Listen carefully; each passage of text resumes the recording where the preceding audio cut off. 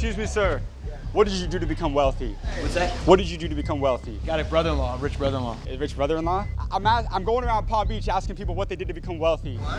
I'm going around Palm Beach asking people what they did to become wealthy. You're gonna hear the oddest story of your life then. Let me hear it. You'll never hear of a career like this in your entire life. I Tell promise me. you that. I didn't even go to university. You didn't go to college, but you started a $500 million a year business. Well, no, my business is $1 billion. What business made you the most money? Now I'm in private equity. Now you're in private equity. Right. What's the most amount of money you made in a single year? I don't know if I want to be on this. I'll show you the channel after. I promise you it'll be worth it. A few hundred million. The company did multi-billions of dollars in revenue a year or so. What was the highest role that you held in that company? I was the CEO. Of what company? I don't want to tell you guys. What's the name of it? It's a good company. It's a public company. Do you think a lot of people know the company? Probably. You'll have to look this up. How old were you when you made your first million? I think I was 25.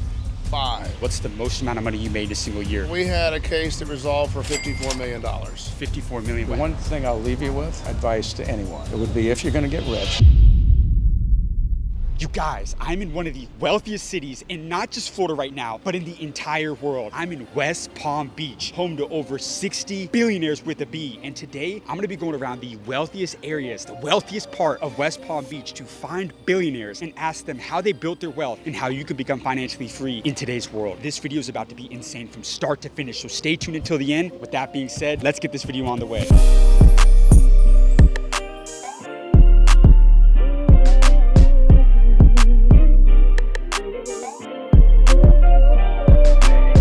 Excuse me, sir. Sir, how old were you when you made your first million? I haven't made it yet. No? Yes, you have. Come on.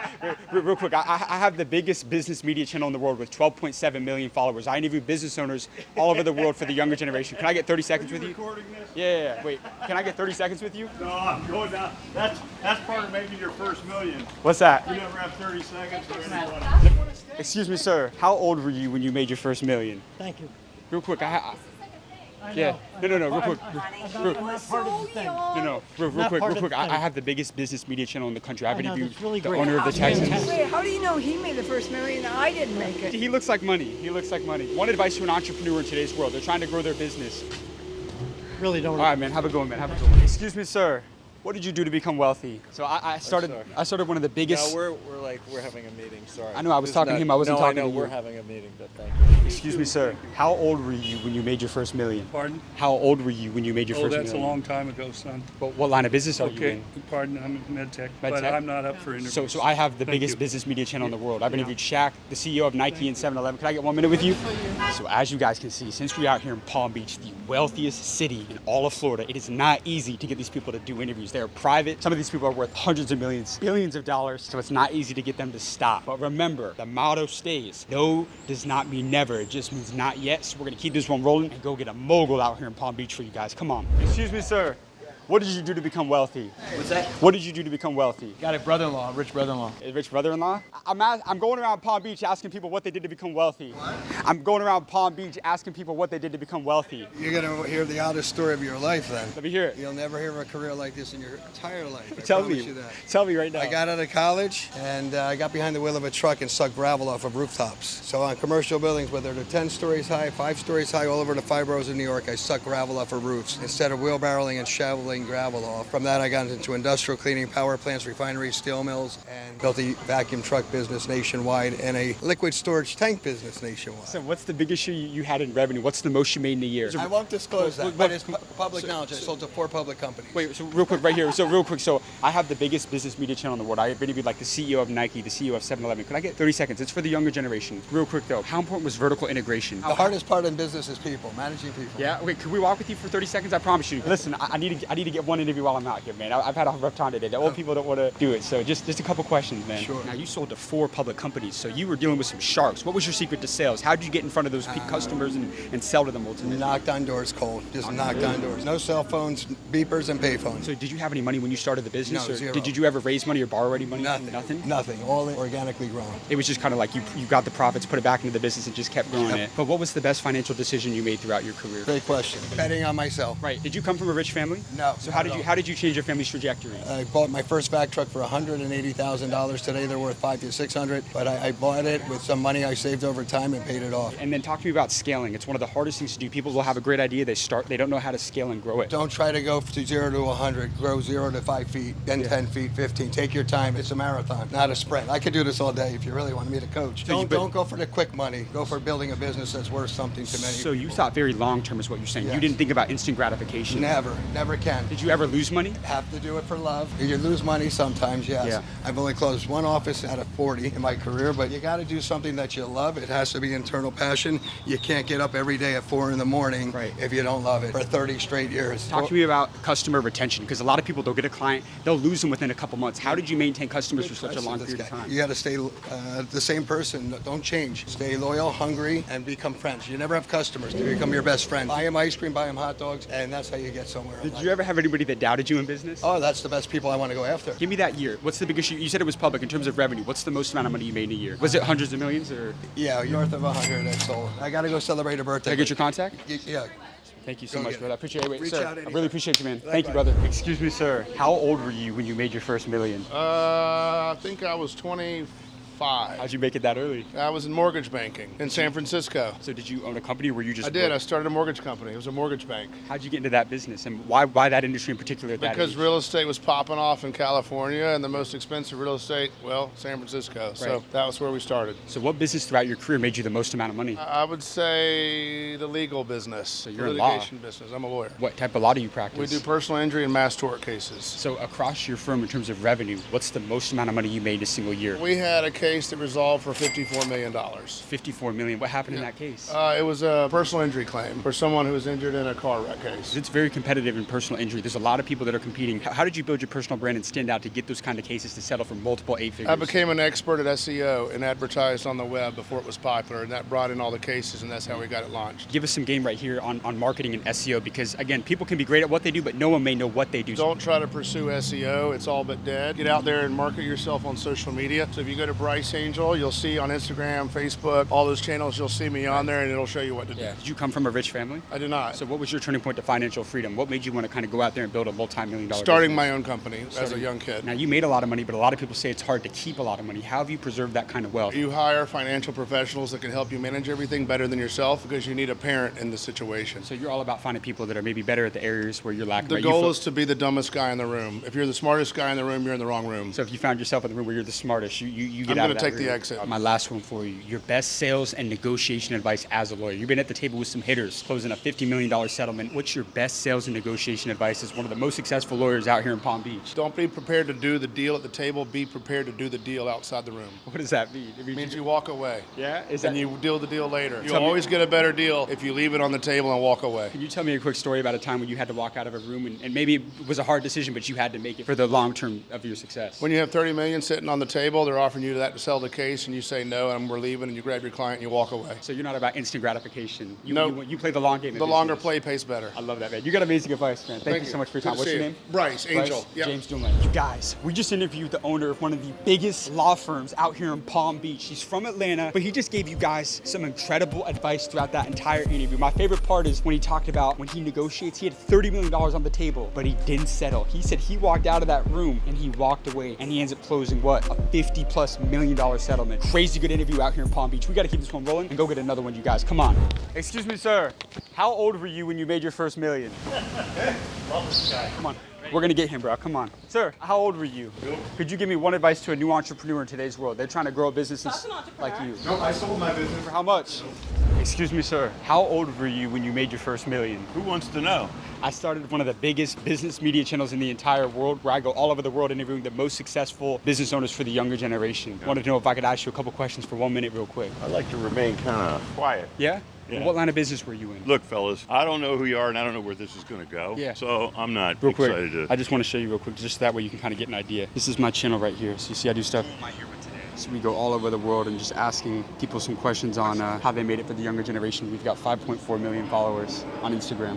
So just asking people a couple career advice. So it's a very legit platform. We've done stuff with like the owner of the Houston Texans, the CEO of Nike, the CEO of 7-Eleven. What's your name? James Dumoulin. James Dumoulin. Yes, sir. All right. So how old were you when you made your first million? I don't know. I was reasonably young, I guess. Yeah. What line of business were you in? I worked for a company my entire career, business service company, and I think there's a lot to be said for working in one place as long as it's a good company. It doesn't matter what they do. It's got to have an opportunity and it's got to have a culture that's going to allow people to succeed, and that's what we did. What was the highest role that you held in that company? I was the CEO. Of what company? I don't want to tell you guys. What's the name of it? It's a good company. It's a public company. It's a public company? Yeah. Like what I guess area is it? Or- It's business services. Do you think a lot of people know the company? Probably. Yeah. Yeah. I was gonna, if it's public, it's public knowledge, right? Like, could you say what company it is? You'll have to. We've done a lot of public CEOs. You'll have to look this up. Let me ask you this then. Yeah. Leadership is the downfall of a lot of companies in today's world. And you ran, how many employees did you have at one time? 42,000. 43,000? What's the most amount of money you made in a single year? The company did multi-billions of dollars in revenue a year, so we did well generating high single-digit revenue growth for 50 years. Are you a billionaire? I don't know. What do you mean you don't know? I don't know. Are you still the CEO of the company? No, I'm Or not. you're I'm not. No. So why did you retire? I was there for 18 years as CEO, and there's a point in time where you realize you're not running at the same pace that you were in your younger days, and it's time to turn it over to somebody else. Right. Let me ask you this. I'm going to go back to real quick. You were the number one out of 42,000. You had 42,000 employees. What was the biggest driving factor of your success that enabled you to work your way up and become a CEO of a multi-billion dollar company? Advice to who? Who am I giving the advice to? Somebody starting out at a corporation right now, Okay. and they want to work their way up and become a CEO. Because most people, they can't even imagine that. Like that seems so unreasonable to people. Right. But you put it in reality. Every day, I went to my boss at the end of the day and I said, I'm done with what I had to do today. Is there anything else you want me to do? Sometimes they'd say no. Occasionally they'd say yes. I need this. Can you help me with this? But my boss eventually thought that I was their right-hand person because every single day I'm coming to him and asking him, is there anything else I can do? And when your boss thinks you're their right-hand person, when their boss comes to him and say, we need somebody to do something else, do you have anybody? The people that are volunteering to do all that extra work are the ones that get the chance to do it. Now, every time you get that extra chance, now you got to perform. You got to do a really good job. But my advice is be your boss's right-hand person. Be there. Be there all the time. Go to them every day. What else can I do? Anything for you? Sometimes they give you stuff to do, but what they're giving you to do were things that they had to do. So you're learning some of your boss's job by doing that sort of thing. So that would be my advice. You got to work your butt off. How did you deal with all that pressure? Because you got to worry about shareholders, you got to worry about employees, you got to worry about customers, you got to worry about prospective clients. How did you manage to stay calm when you have immense pressure like that? Because again, to have 40,000 people working on you, you've got people that are investing in your company, you got to perform. How did you manage that, man? That's incredible. I know it wasn't easy. No, it's not. It's not. It's not. I guess the best way to say it is as you move up the organization, you kind of get used to different levels of pressure. I tell my kids that life doesn't quit throwing hard problems at you. You just get more used to dealing with them. And as you get more used to dealing with them, you don't overreact as much as you did when you were younger. So, it's like the frog in the kettle and you turn the temperature up. They don't realize it's going up. It's just going up. That's what happens in business with the kind of pressure that you take on as you move up into more and more responsible positions in the company. Who's the number one person that had the biggest impact on your career in terms of like a success standpoint? Who did you learn the most from? My father and my predecessor as CEO before I took over the role were probably my biggest influences in business. My dad was a businessman as well, and I learned an awful lot from him when I was young. And then when I took the role of president of our company and I worked directly for my predecessor, I learned so much from him. What was the lowest point in your career? Don't make me go there.